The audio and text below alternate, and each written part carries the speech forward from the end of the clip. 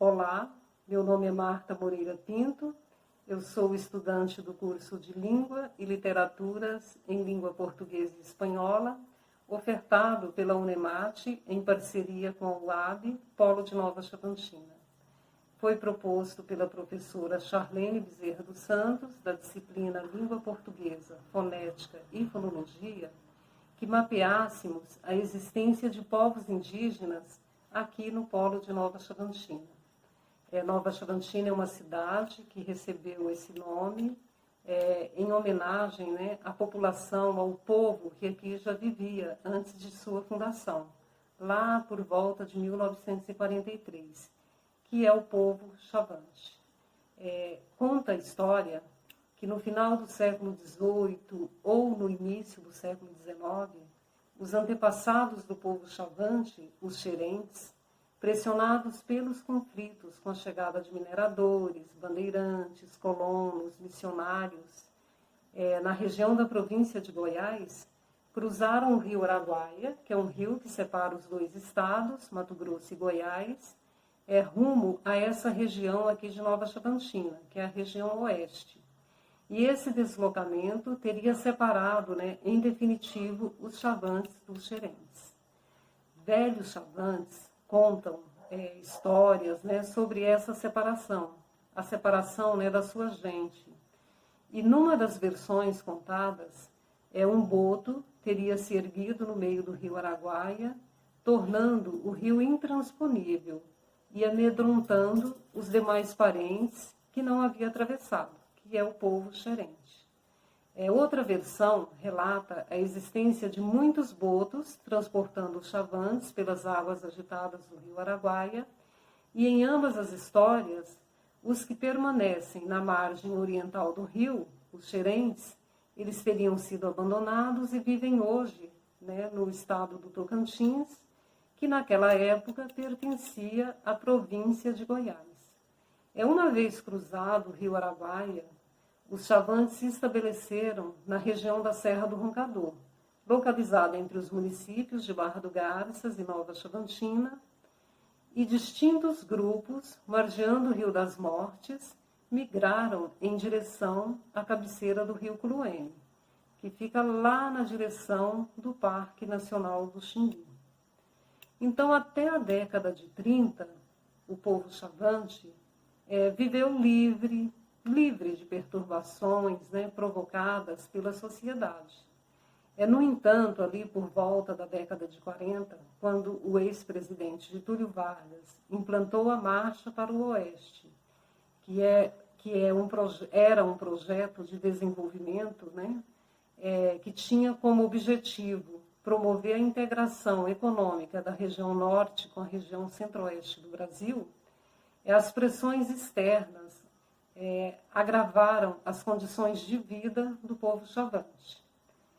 E um outro fato também que a história relata é que nessa época, na época da expedição Roncador-Xingu, ali na década de 40, o governo teria utilizado a imagem do índio chavante como um homem forte, bravo, heróico, na sua propaganda governamental, para divulgar a expedição Roncador-Xingu, aqui fazendo esse processo de desbravamento dessa região, com esse intuito de fazer a integração econômica entre a região norte do Brasil com o centro-oeste. E então, da década de 40 até a de 60, grupos chavantes estabeleceram relações pacíficas com representantes da sociedade, incluindo as equipes do Serviço de Proteção ao Índio, missionários católicos, protestantes.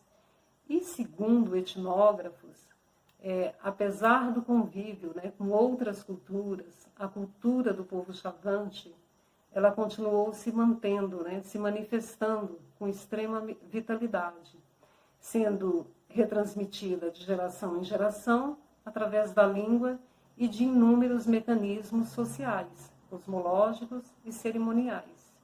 E que algumas diferenças são notadas entre esses povos, mas que a língua comum e os padrões de organização social, as práticas cerimoniais e a cosmologia definem, né, os Chavantes como uma totalidade social.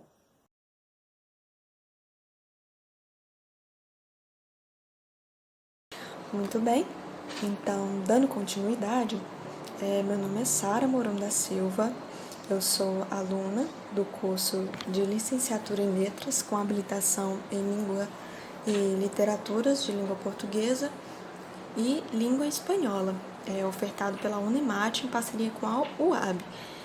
Sou do Polo de Nova Chavantina, Mato Grosso. O tronco linguístico das palavras e da língua materna chavante é o macro-G. Então, sobre a denominação linguística do povo indígena chavante, vamos dizer primeiro como ele se autodenomina. O povo indígena chavante se autodenomina como o povo verdadeiro. Na língua chavante se fala Aue Uptabi, que significa Aue, povo, Uptabi, verdadeiro. Então, assim, as palavras e a língua chavante, na língua portuguesa, ela não tem bem uma tradução específica, mas um sentido que aquela palavra quer dizer. Então, assim, nos anos 90, com o surgimento das novas escolas indígenas, né, dessa modalidade especial, incluindo, né, com essa inclusão da diferença e a aceitação que os povos indígenas, eles necessitam de diferenciação no âmbito escolar e eles precisam de participação. Então, houve esse reconhecimento tanto do governo federal quanto dos estados. A abertura, digamos assim, com essa abertura do sistema, os próprios professores indígenas das aldeias, quer dizer, os próprios indígenas, né, que já poderiam se candidatar ao ensino superior, viram na educação uma forma de manter a tradição, de repassar os costumes, de agregar ainda mais para a comunidade, de repassar essas tradições, de manter viva a língua materna, apesar de estar inserida na sociedade, e viu-se a oportunidade também de aprender o idioma, um novo idioma, né, a língua portuguesa. Tanto é que os próprios moradores das aldeias se tornaram os professores, seja por ensino superior, como também a modalidade magistério, né, magistério intercultural, que acontece dentro das próprias aldeias, disponibilizadas pela essa oportunidade, por essa inserção de escolas indígenas estaduais e municipais também dentro das aldeias.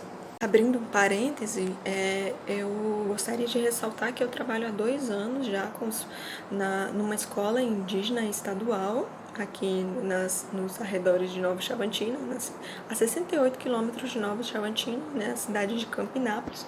Eu trabalho há quase 2 anos mesmo, com os povos indígenas da etnia chavante. Então, eu tenho uma aproximação dentro das aldeias, eu vejo como são feitas as aulas, eu vejo como são repassados esses ensinos.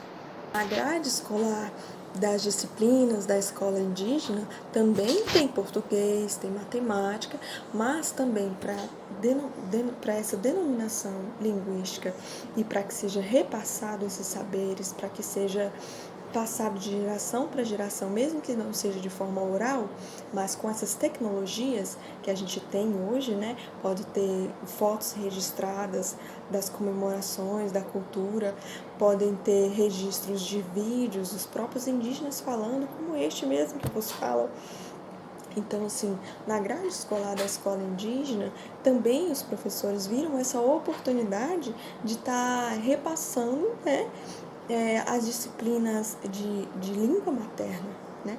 Como na grade escolar das escolas, digamos, convencionais, tem a língua portuguesa, tem a matemática, tem a biologia, e na escola indígena, que se entende por diferente, né, diversificada, tem as práticas de agroecologia, né, práticas agroecológicas, disciplinas de sustentabilidade, né, que vai ali ensinar aquela criança, àquela futura geração, jovens e adolescentes, enfim, a cuidar da terra e entender que a terra é um bem-estar para o indígena, para o povo indígena. E dentro dessa grade escolar também tem a disciplina de língua materna. E é aí que o professor Chavante entra. E aí, dentro da sala de aula, ele vai repassar aquele ensinamento, vai ensinar para aquelas crianças aquelas palavras, aquelas letras e o sentido que isso dá na língua portuguesa, que é onde eles serão inseridos futuramente, né? Depois de formados no ensino fundamental e depois no ensino médio.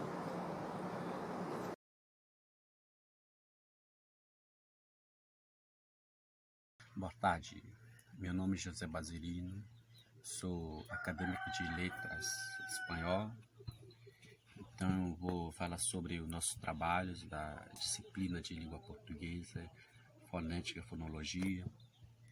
Então eu vou falar sobre algumas modificações fonéticas em língua chavante. Segundo Hell, MacLeod e Mitchell, em 1987, página 273, a duplicação de um símbolo, seja dentro de uma palavra ou entre uma palavra em outra, indica alongamento da pronúncia da referida consoante ou vogal. Como regra geral, todos os termos terminam numa vogal breve quando no final da locução. Em todos os temas, termina numa vogal alongada antes dos elementos. A palavrinha han, a língua chavante. Abre aspas, palavra que indica ênfase, fecha aspas. Então aqui tem um exemplo, está de língua chavante, em língua portuguesa. Está no escrito assim, eu vou ler. Exemplo, Burundi, abre aspas, não há roça, fecha aspas. Outro, Buru, abre aspas, há uma roça, fecha aspas. Essa é isso, a modificação fonética em língua chavante. Existem várias palavras, várias frases. A pronúncia de consoante e vogal, formando as palavras. Mas eu vou falar alguma coisa sobre a consoante de língua chavante. Não é todos de letras para usar as palavras de língua chavante. Isso existe. Então eu vou passar outra. Outra eu vou falar sobre os temas verbais. Os temas verbais terminam numa vogal, alongando antes dos elementos, não, abre aspas, palavra que indica a forma positiva do imperativo. Fecha aspas. Aqui. Então, de língua chavante, existe, né, a plural, de dual, singular, primeira pessoa, segunda pessoa e terceira pessoa, dentro do temas verbais. Vou passar outro também, é o último. Vou falar sobre a modificação regulares. Então, alguns temas sofrem modificações regulares no início, ao ter um prefixo da segunda pessoa do singular dual em plural. O som simbolizando por S modificar-se na segunda pessoa, para o som simbolizando por S. Me desculpe. É por Z modificar-se na segunda pessoa para o som simbolizando por S. Então, aqui também tem um exemplo. Está escrito assim, eu vou ler. O azar.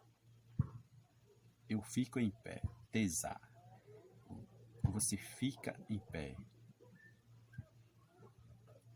Tesar. Ele fica em pé. O som simbolizando por NH modificar-se na segunda pessoa para o som simbolizando por S. Exemplo. Guanhama. Eu fico. Te ação. Você fica. Te ama. Ele fica. Te assistiram. Você ronca. Te ensinam. Ele ronca. Então, isso tudo a explicação dentro da modificação regular está certo, com certeza está certo, é verdade. A língua chavante é a tradução de língua portuguesa. Então, a última frase nota a segunda pessoa do verbo na língua chavante corresponde mais exatamente ao uso de você em língua portuguesa, com certeza. Então, assim, eu estou explicando um pouquinho, né, dentro da língua chavante, a frase. Existe com certeza, é verdade, de fonética, sobre a modificação das frases em verbos da língua chavante, é o mesmo da língua portuguesa, é mesmo. Então, eu estou assim, a explicação deste acima do trabalho, de nossos trabalhos. Então, é isso, estou terminando a minha palavra.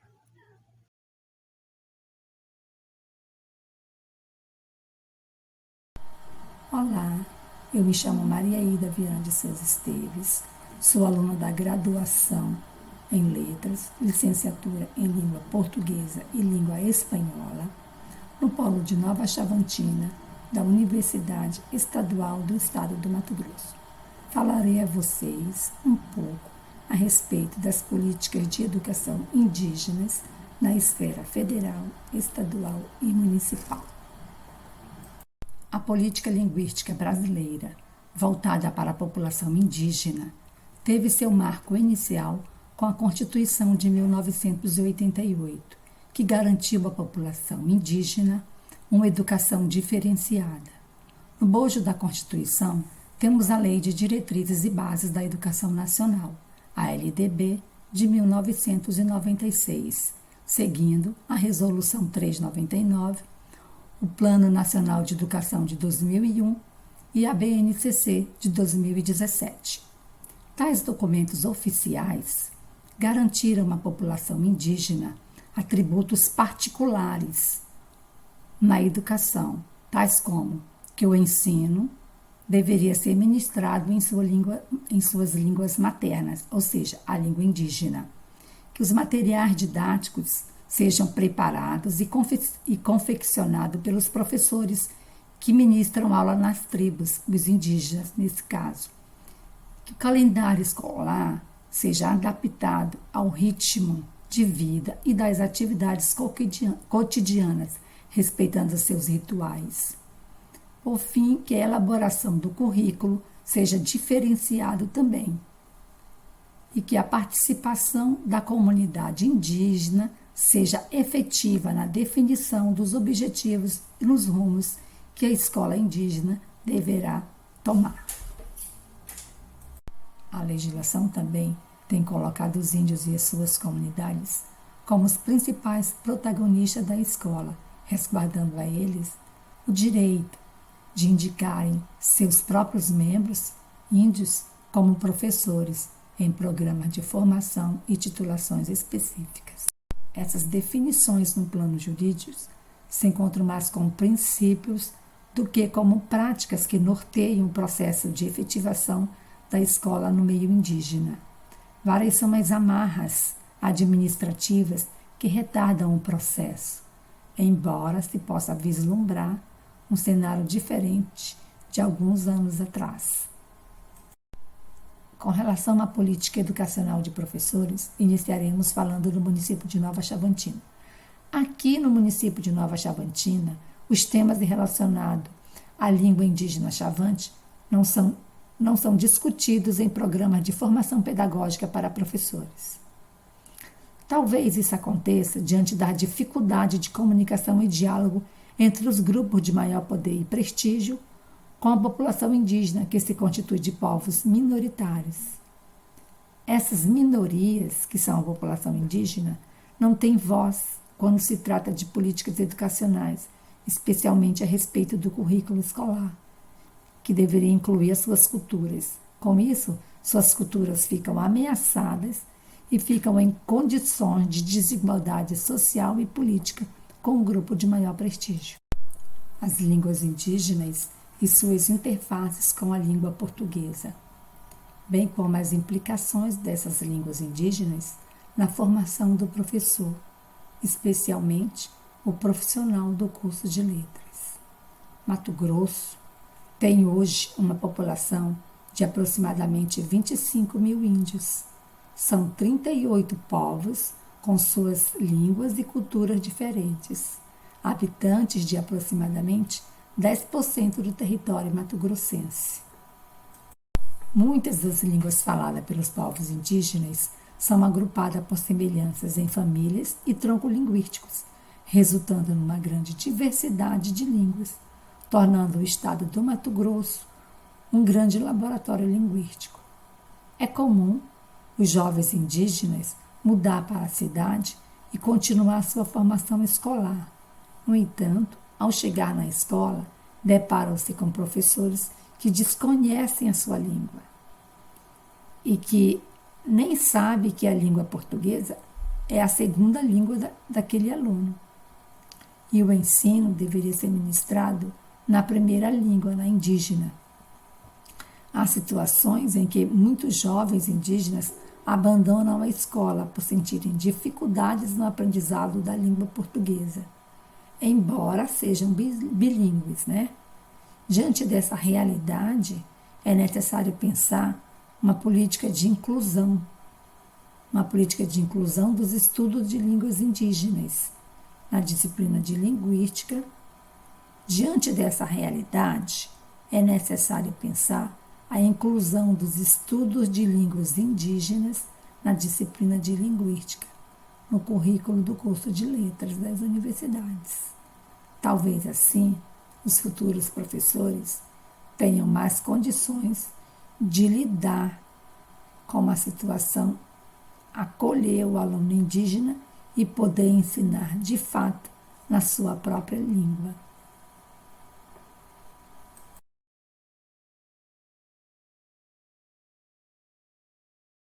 Na conclusão desse trabalho, nós queremos dizer que muito se falou nas entrevistas e nos nossos estudos sobre a adaptação do indígena na sociedade, uma adaptação a novos costumes, né? Aprender uma nova língua, um outro idioma e ser inserido em uma nova cultura sem perder aquela maternal, né? Aquela do berço mesmo.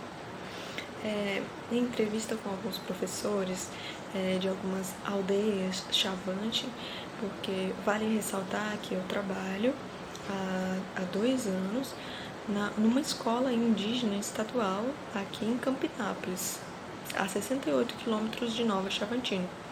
Então, nas nossas pesquisas e entrevistas para esse trabalho, eu entrevistei alguns professores indígenas. Inclusive, estes mesmos estão fazendo graduação na Unemate Nova Chavantina. Então, nas palavras deles, eles veem, os professores universitários chavantes, veem a universidade como um caminho, a educação que abre as portas. Então, assim, a educação, as tecnologias que estão sendo ofertadas, que estão sendo oferecidas, né, nesse novo mundo, que eles podem e têm uma melhor oportunidade, né, para estar adentrando a essas políticas públicas que foi falado, entender melhor a história do seu povo e fazer perpetuar todos esses ensinos, repassar para as crianças, para os adolescentes, as futuras gerações, os saberes culturais, os saberes tradicionais do povo indígena chavante. Então, assim, aprender um outro idioma como é esse da língua portuguesa, o indígena brasileiro, é uma forma de uma melhor comunicação. Então, já que ele vai estar inserido dentro dessa sociedade, repassar esse ensino, estar inserido dentro desse sistema, dá oportunidades para ele poder repassar esses saberes, por exemplo, por meio de fotografias, quando fotografam seus rituais nas aldeias, por meio de vídeos, por meio da pintura corporal, por meio de contos, né, que os professores contam em sala de aula nas disciplinas de língua materna, sobre como foram criados, por exemplo, alguns animais, como que surgiu, por exemplo, tem um conto da Seriema, que é uma coisa que interessa até para o não indígena, né? Então, assim, é uma forma de promover diálogos mais profundos e assim fazer com que dê condições de uma vida melhor para o indígena